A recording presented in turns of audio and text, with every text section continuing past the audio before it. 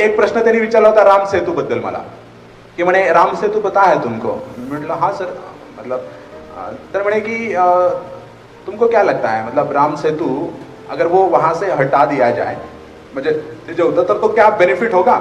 म्हटलं त्यांनी असं विचारलं की तिथून जर आपली जी काय म्हणतात त्याला सागरी वाहतूक जी आहे ती जर त्याला तिथून जर मार्ग मिळाला तर काय बेनिफिट होतील का आपल्याला?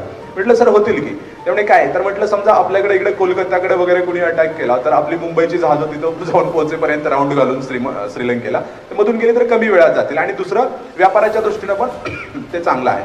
तो मैंने अच्छा उसके लिए बहुत लोग अपोज कर रहे हैं, तो तुमको नहीं लगता ये डेमोक्रेसी है, लोगों का विरोध तो होता ही रहता है, लोग तो हर चीज के लिए अपोज करते रहते हैं, तो इनको निग्लेक्ट करके कर देना चाहिए अगर अच्छा है तो.